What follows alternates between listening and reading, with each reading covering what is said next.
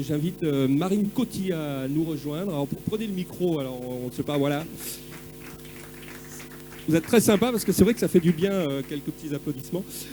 Donc Lucine, on parle de e-santé avec vous. Alors je vais vous laisser détailler, mais en gros c'est une plateforme qui permet aux patients qui vivent avec des douleurs chroniques de quoi, de plus avoir mal.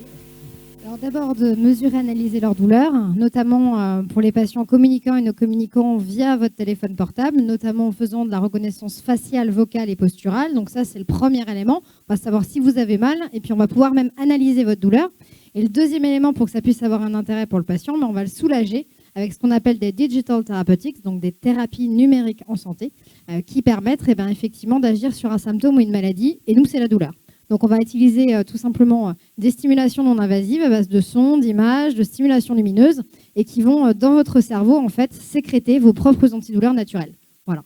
Donc, ça, c'est ce qu'on fait.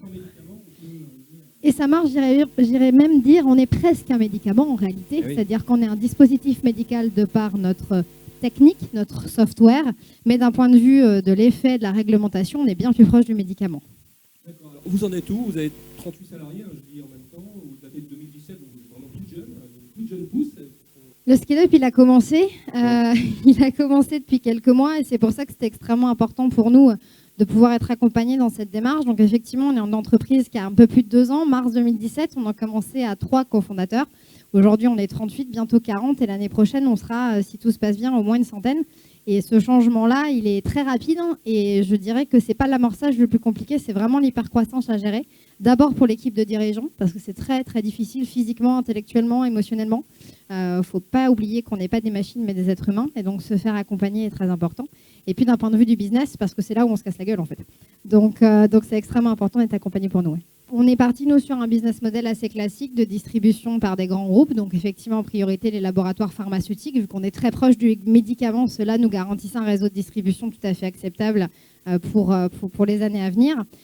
Il est vrai qu'on a aujourd'hui vraiment nos premiers clients, à la fois en contrat CRO et contrat de distribution. Les gros sont à venir. Pour l'instant, on est plutôt sur des tailles intermédiaires. Il faut bien commencer à apprendre. Et aujourd'hui, donc, ça sera quoi, une application qui va devenir grand public et pas encore...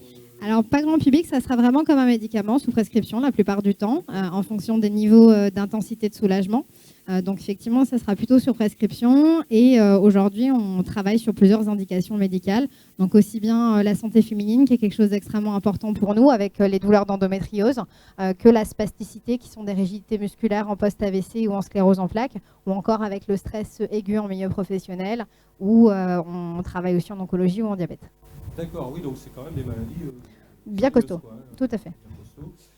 C'est quoi le programme cette année? Alors suivre retraite bien sûr, mais vous avez déjà des objectifs sur l'année qui vient, alors on va dire mi-2020 quoi. Mi-2020 être toujours là. Je pense que c'est mon premier objectif qui est bien. Alors être toujours là en termes d'entreprise, mais toujours là aussi en termes de CIO, parce que comme je le disais, pour moi en tout cas, entrepreneur n'est pas tout à fait être humain. Donc du coup, c'est toujours être là, physiquement et intellectuellement. Et puis ensuite, tout simplement, c'est réussir à passer ce scale-up, en fait, qui est vraiment important, et commencer à pérenniser le business et pérenniser l'entreprise et sa gouvernance. Je pense que ça, c'est essentiel. Ouais. Merci beaucoup. Merci à vous. Marine Coty pour Lucine. Merci, voilà, de nous avoir donné un petit panorama.